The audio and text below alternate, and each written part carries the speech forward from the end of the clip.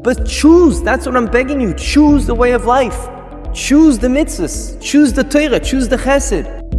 Welcome to Prism of Torah with Rebbe Saf Aaron Prisman, engaging Divrei Torah, packed with stories and practical insights. Find us wherever you get your podcasts or at prismoftorah.org.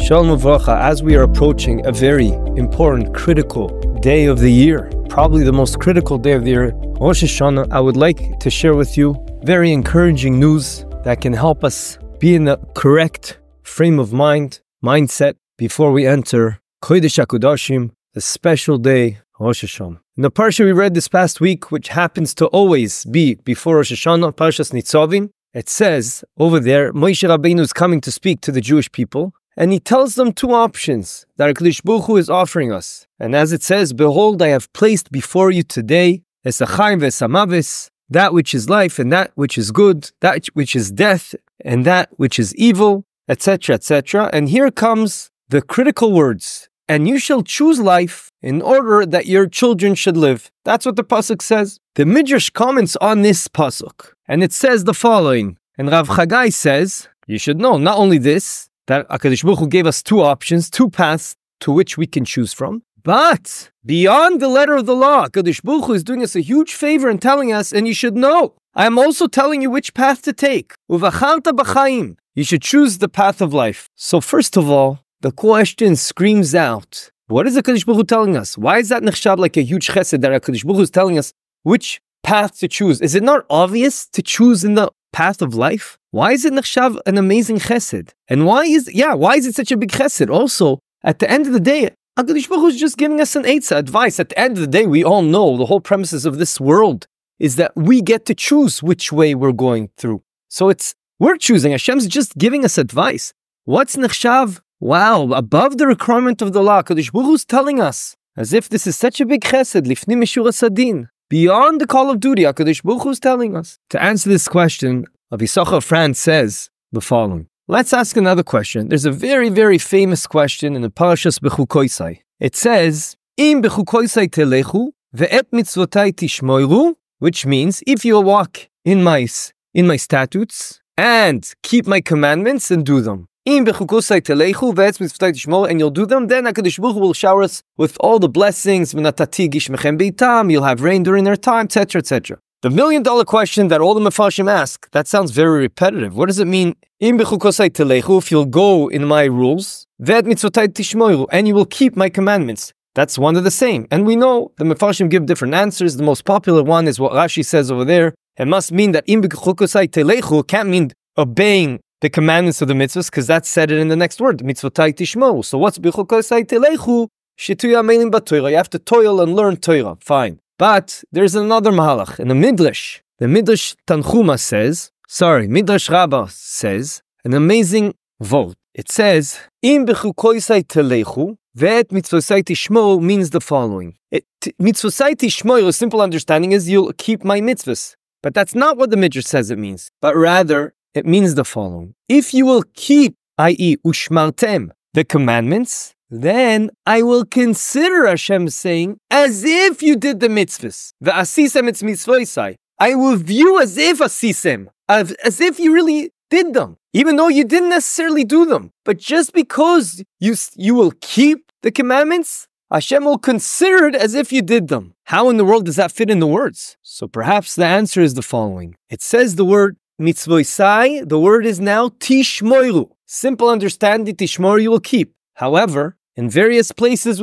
we see that lishmor does not only mean keep, it can mean something else. We see it in Chumash and we see it in different Gemaras, and that is, lishmor can mean to anticipate that it will happen. Where do we see this idea? Famous, Ve'aviv shamar es hadavar. That is in Bereshis. Over there it says that when Yosef had his extreme dreams, and he said them to Yaakov, his father, then the pasuk says about that Yaakov was thinking to himself, yes, I know this is going to happen, Ve'aviv shamar es hadavar. He anticipated and yearned for it to happen already, and he was wondering when is it going to happen. And that's what it means in this context. If you will, tishmoir es mitzvosai, you'll accept them in your heart, and you'll anticipate to doing them, and you'll do your best in your heart. You've accepted it now that you would want to perform all the mitzvahs. HaKadosh Baruch Hu already now is viewing it as if you did them, which is an amazing chesed. All the answers are now understood for all the questions we raised. This concept is a known concept that we see that Klape Yidins, HaKadosh Baruch Hu is mitzaref machshava l'maaseh.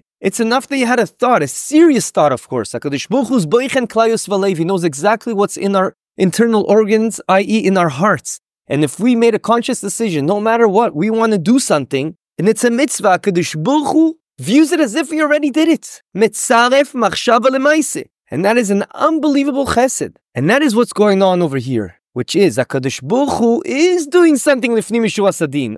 Obviously, it's not just telling us, by the way, don't choose the path of death and evil. You should choose the path of good and life. Obviously, that is the path we should choose. We need HaKadosh Baruch Hu to tell us that. What's the big chesed? What's lifnim Yeshuas Hadin? Answer, it's a huge chesed. Because even though we did not perform the mitzvahs, we did not actually go in that path yet, but just for the mere fact that with a full heart, we said no matter what, I am going to do my best to accept upon myself this path, HaKadosh Baruch Hu says that's what you should do. Just choose the path, and that's going to be enough. It's going to be enough that I'll already shower you with all the blessings. And perhaps that is exactly why it's so imperative we read this right before Rosh Hashanah, to ensure we get in the mood, as they call it, to have the correct frame of mind, which is not easy to do. Because the Yetzer Hara says, come on, how many hours of Torah did you learn this past year? You said you're going to learn Torah last year. You barely did that. You said you're going to say the bracha slowly, out loud, with kavana. How many times did you actually do that? So what's the point of taking it on upon yourself in your heart this year? And the answer is there is a point. Because of this huge chesed that HaKadosh Baruch Hu does for us. That is the most important thing we should do. And get in that mindset before Rosh Hashanah. And that's why I decided to send this. I think this is an amazing chesed that HaKadosh Baruch Hu is doing for us, and it's the best tool we can use to fight the Yetzer Hara and not to let the Yetzer Hara put us down. And realize, wait a second, there's major hope over here. There is major hope. There is more than light at the end of the tunnel. All we have to do is really, really work on ourselves in these extreme, vital hours before Rosh Hashanah and go into Rosh Hashanah with the same frame of mind and have in our hearts that we want to accept upon ourselves all the mitzvahs. Do them in the best way fashion, and even if we'll fall down the road and Yetzer Hara will get us here and there, he might win a battle here and there, but he will not win the war. If right now, already we're accepting upon ourselves the Torah and the mitzvahs and the Bacharta B'chaim, choose, and HaKadosh Baruch Hu will view it as if you already did it. Now, of course, that means that these days are extremely vital, because if we have a machshava a certain way in our hearts, but b'maaseh we do something else, we know that maaseh is mevatel machshava. The maaseh a person does cancels out his machshava. So right now, when it's the critical time that HaKadosh Baruch Hu decides what's going to happen to us the whole year, Kal v'chomer, ben b'noi shel Kal v'chomer on Rosh Hashanah itself, and perhaps also Aser Simei Tshuva until Yom Kippur, we have to be on our best behavior and try to ensure that not only our hearts make this decision, we put it into fruition and we actually act upon it in the best way possible. With this, of course, we have answered all our questions. What's the big chesed? What's lifnim Yeshuas Hadin? That HaKadosh Baruch Hu is telling us, by the way, choose the path of life? Yeah. Right now, just concentrate on choosing with a full heart, and it'll be okay. But choose. That's what I'm begging you. Choose the way of life. Choose the mitzvahs. Choose the Torah. Choose the chesed. Vote for that. Tell HaKadosh Baruch Hu in your heart, this is what I want to do. I don't care about anything else. That is what's important to do Erev Rosh Hashanah. That answers that question. The question, which sounds very redundant, based on this midrash, we have another unbelievable answer. Is a hint, because it's not in the right order. It's a hint that if you will do your best to keep my mitzvahs and you will anticipate that you will do them and you voted in your heart, I am with HaKadosh Baruch Hu and I want to be the closest I can and I'm going to do the Torah and mitzvahs, Mimele, HaKadosh Baruch Hu will view as if you did already the mitzvahs. And that's what's so important, especially on Rosh Hashanah. And already we'll get all the blessings to the year to come, Yirtzeh Hashem. Mimele, now that we've answered all the questions, perhaps we can summarize that these days, especially the climax of these days, Rosh Hashanah and Yom Kippur, but all these days is like a one long interview. And when a person goes to an interview and the person that's interviewing him, he can see, at least klape chutz, HaKadosh Baruch Hu can see klape inside, pnimius, where the person's really holding and where he wants to strive to get. And HaKadosh Baruch Hu does chesed, that he's extrapolating our hearts and our vision and our machshava at that point, as if it's already gone into reality. Of course, it does not contradict the fact that we have to do a huge cheshbon nefesh during these days. And every day of one's life, a person has to do cheshbon nefesh to see how I can get better. And if I fail, how do I get back up? But right now, we have to concentrate on voting. Going to this interview with a full heart that this is what we want to do. We want to run away from Lashon Hara, run away from all the Averes, and run towards Mekadesh and Shemaim and mitzvahs. And maybe perhaps HaKadosh Baruch Hu is pushing us to do this after not such a simple year for all the Jewish people all over the world. But towards the end of the year, Baruch Hashem, HaKadosh Baruch Hu's Kivyachol winking at us and telling us, Lat lat, we're getting rid of the Reshaim in the world. Ba'avod Reshaim Rina. And please, come back. Make a decision in your heart to come back to me. And Mirtzeh Hashem will have a year full of bracha and simcha and besoros tovos. And the Gula Shleima will come b'mehira v'yameinu. Amen v'amen. I would just like to add a short story, a true story that happened a couple of years ago in Kiryat Sefer, and perhaps it brings this point of the importance of kavana and what's in our hearts. There was a Shabbat Chatan and Ufruf for a family, and they did chesed. They got this person that, let's just say, he wasn't 100%, but he was pretty okay, and he was in charge of the food. So everything was great, but without anyone knowing, this person, because he felt so bad, he saw the cholent was getting really dried up in the middle of the night, Friday night, and without anyone knowing, he added water. But then he did tshuva, he felt horrible that everyone's going to eat something you're not allowed to eat on Shabbos because the water was being cooked halachically, and hence it's a problem to eat something that was cooked on Shabbos.